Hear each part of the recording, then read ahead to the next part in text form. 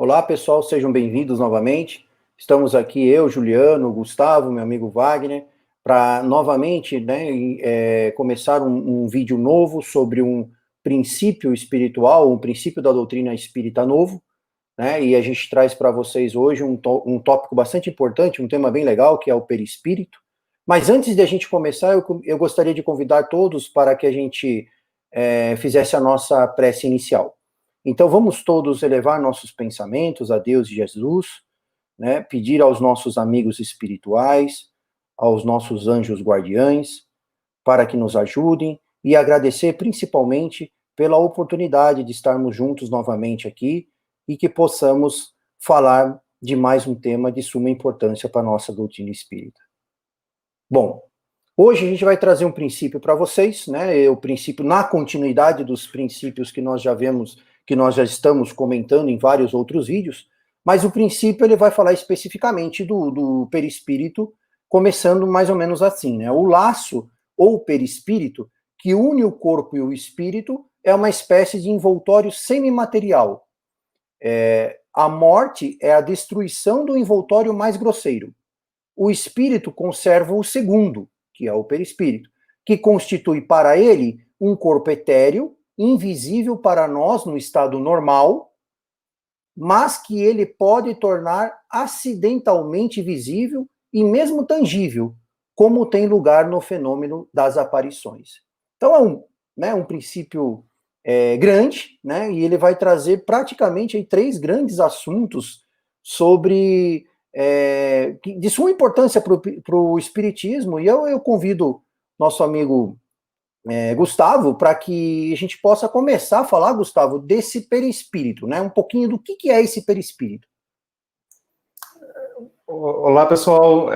Então, eu vou falar um pouquinho sobre o que é esse perispírito, né? Sobre o que ele é formado. Então, como diz aqui no princípio, o perispírito é um envoltório semimaterial, mas é um envoltório do quê? Ele é um envoltório do espírito. Ele é semimaterial porque ele não é a matéria como nós conhecemos, que é a matéria física, grosseira, que é composta do nosso corpo físico, mas ele é um tipo de matéria. Ele é uma matéria que é derivada do fluido cósmico universal. A gente já falou um pouquinho dele aí nos nossos princípios anteriores, mas o que a gente pode reforçar aqui é que o perispírito, ele é uma matéria e é uma derivação, ele vem do fluido cósmico universal. E é interessante a gente falar, entender da onde que vem as partículas, as moléculas que compõem o perispírito, né? A composição dele, da onde que ela vem.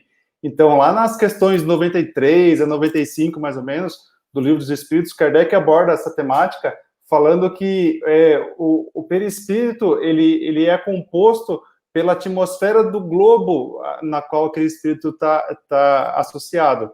Então, ele fala assim, o que a gente consegue entender ali, a partir daquelas perguntas e respostas, é mais ou menos assim, que o espírito, quando ele está se achegando, né, ficando mais próximo desse globo nosso aqui que nós conhecemos, ele concentra um conjunto de partículas e de moléculas para formar o perispírito compatível com esse globo.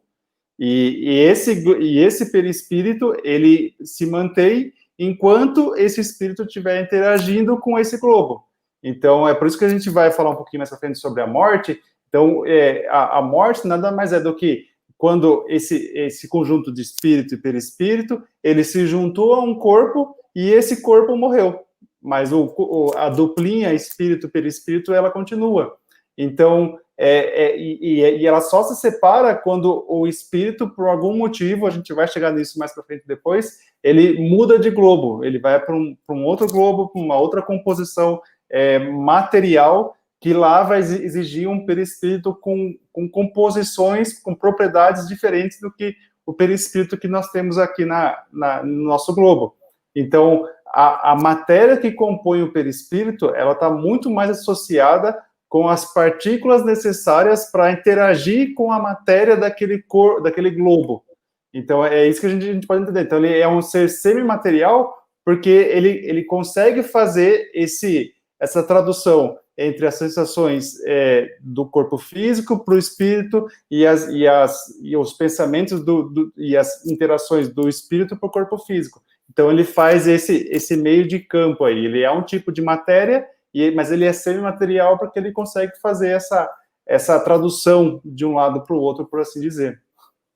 O Gustavo, quando o espírito está encarnado, e a gente vai chamar de alma, né, o espírito encarnado, ele é constituído, então, né, do ser inteligente, desse perispírito e do corpo material, né, mas a gente pode entender, então, que o corpo material é o que, na verdade, se desfaz, que é o temporário, é isso mesmo? É nesse entendimento que a gente pode chegar? Isso, exatamente nisso. Então, o corpo material, ele é a parte perecível, ela é a parte orgânica, que apodrece, por assim dizer. Então, nós usamos esse corpo material, essa parte orgânica, para ter as nossas experiências, uma vez que ela cessa a vitalidade dela, que a gente também já discutiu sobre isso nos vídeos anteriores, ela morre. Mas o perispírito e nós, espíritos, nós mantemos a nossa composição, a nossa estrutura. E numa próxima encarnação, a gente vai ter acesso, interagir com um outro conjunto de matéria orgânica para nossas próximas experiências. É mais ou menos por aí. Legal, eu acho que aqui nesse princípio, né, que Kardec traz para a gente, lá no Livro dos Espíritos, no capítulo 6, na introdução, no item 6 da introdução, né, esse capítulo, esse princípio, praticamente, ele foca muito na questão do perispírito, né, então, tudo que se fala ali, né, o texto, ele traz muita referência ao perispírito. Bom, e aí diz ali claramente para a gente que esse perispírito pode tornar-se acidentalmente visível. Agora, Wagner, dá uma ajuda para a gente, né, nesse acidentalmente visível que ele pode se tornar nas aparições.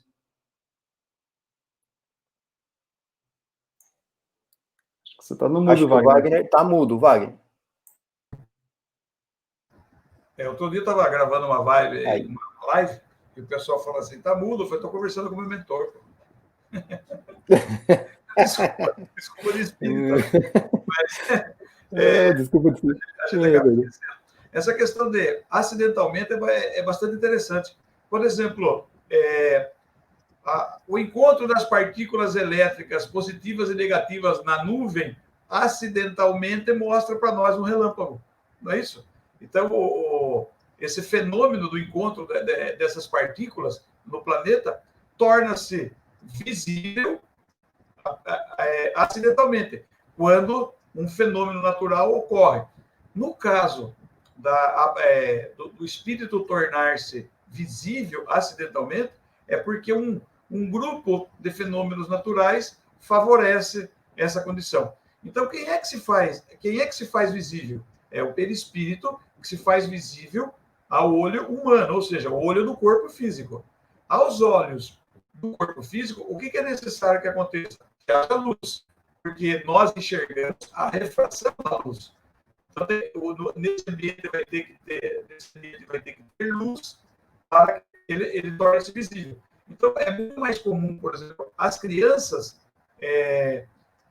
observarem essas visões. Então, a pessoa fala, meu filho é vidente. Às vezes, está no pensamento. Outras vezes, não é que o espírito se fez visível.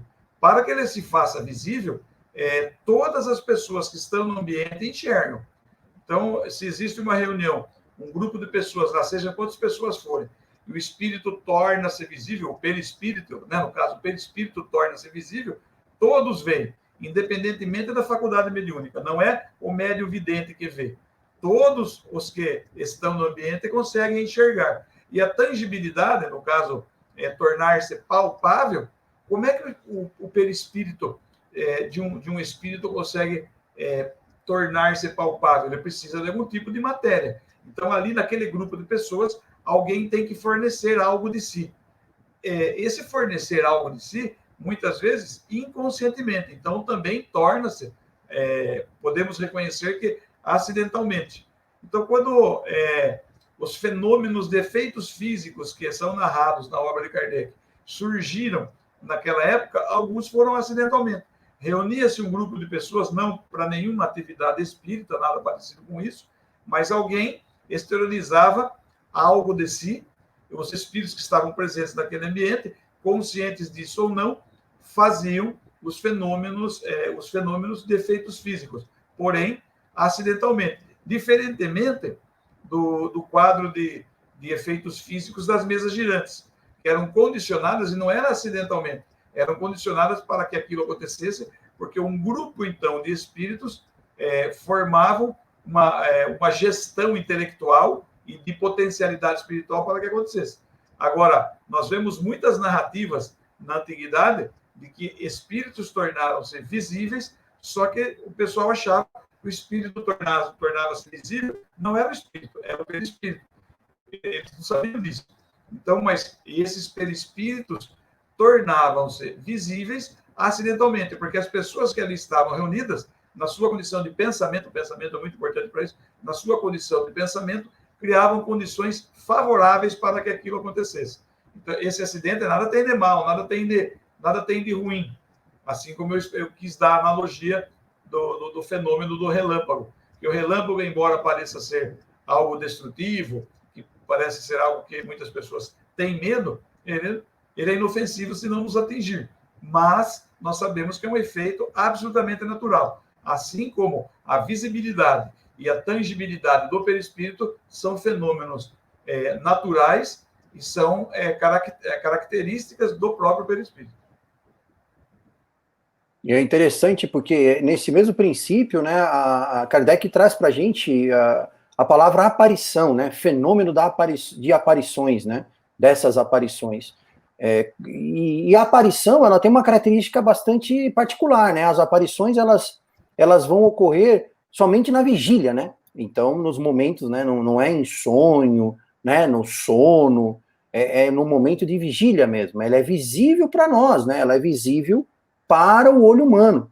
Então, a gente acaba enxergando o espírito e, obviamente, o perispírito, né, pelos nossos próprios olhos. É isso que constitui uma aparição em si, né? Quando a gente for definir uma aparição, a gente já está consciente do que está acontecendo, ela é no estado nosso normal de vigília que acontece, que ela se produz, e, ao mesmo tempo, se produz no lugar ali onde as pessoas estão, né? Então, por isso que esse é um fenômeno bastante interessante, né, da visualização, o tornar-se visível, né, o espírito tornar-se visível pelo seu perispírito.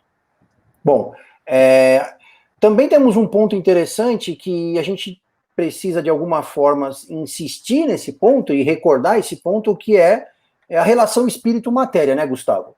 Não sei se a gente consegue tirar alguma lição desse princípio que a gente está estudando um pouco hoje, sobre a relação, sobre a interação entre o espírito e a matéria. É aquilo que eu estava falando, assim, sabe, de forma mais resumida. Na verdade, o perispírito, ele é o laço que une o corpo físico com o espírito.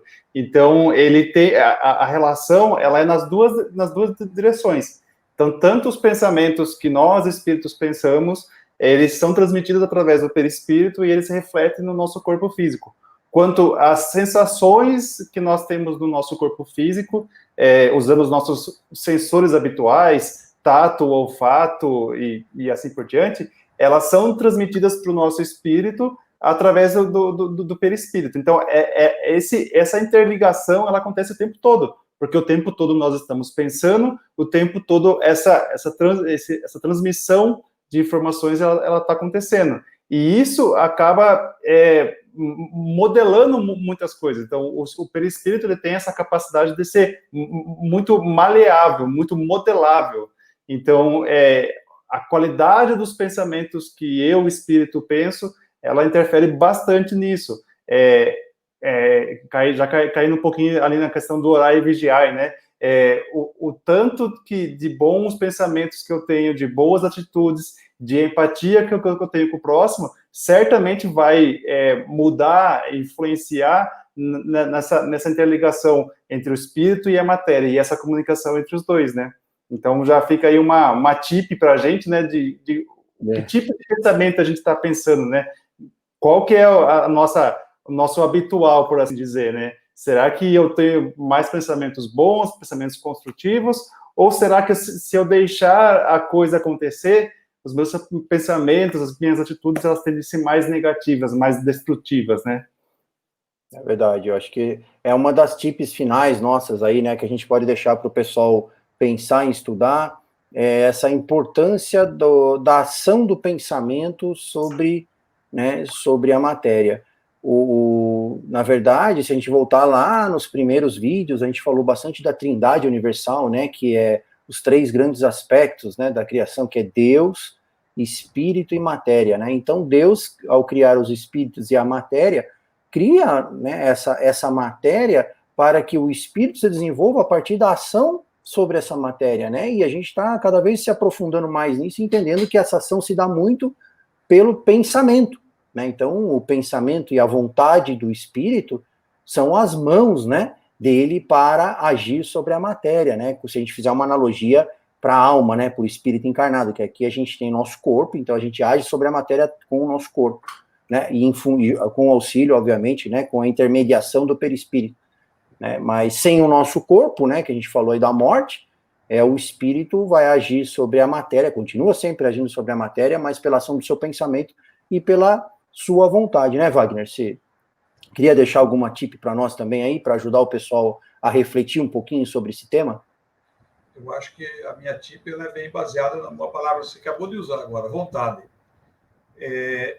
A nossa força de vontade, digamos assim, ela é extremamente importante para nós. Então, é muito difícil para mim manter um pensamento vivo numa constância de foco absolutamente positiva. Nós temos a nossa vida familiar, social, profissional, espiritual. Então, nós atuamos em várias frentes, vamos dizer assim. Então, nosso pensamento oscila, varia. Ora estou um pouco mais feliz, ora um pouco mais triste. Por isso, quando o Gustavo citou aí a frase de Jesus no orar e vigiar, eu acho que esse orar e vigiar, nós precisamos reeditar. A orou e vigiou precisa reeditar. Não estou dizendo que eu faço, mas eu sei que eu preciso fazer. Com todos nós, assim, né? A gente sabe que não faz constantemente, mas sabe que deveria fazer. Então, nesse caso da vontade, basta a gente começar a pensar o seguinte: quando eu tenho um pensamento muito insistente na minha mente, ele pode tornar-se ideia fixa. Se ele é uma ideia fixa, ele já não é mais só minha. Já tem um grupo de espíritos ali que nos influenciam. Então, se eu tenho uma ideia fixa, sinal que a minha vontade está fraquejando em algum ponto. Então, eu tenho que reeditar a maneira de ter o foco para que eu possa caminhar à frente e avante de uma maneira que... Então, o meu pensamento, quem pensa é o espírito. Nós, espíritos, só sabemos pensar. Que o meu pensamento, então, seja um pensamento que construa, um pensamento que possa realizar algo de bom, algo produtivo. Então, é legal a gente fazer assim, coisas que a gente gosta, é legal a gente realizar, mesmo dentro da doutrina espírita, no estudo, alguma coisa que a gente gosta e trabalhe feliz. Porque fazendo isso, trabalhando um pouco mais feliz, nós somos mais produtivos e a vontade, ela deixa de ser aquela coisa que eu preciso pedir todo dia para ter, e eu fazendo feliz, torna-se um processo autossintomático. E o meu pensamento, então, vai me trazer maior equilíbrio, maior alegria e maior felicidade. Legal.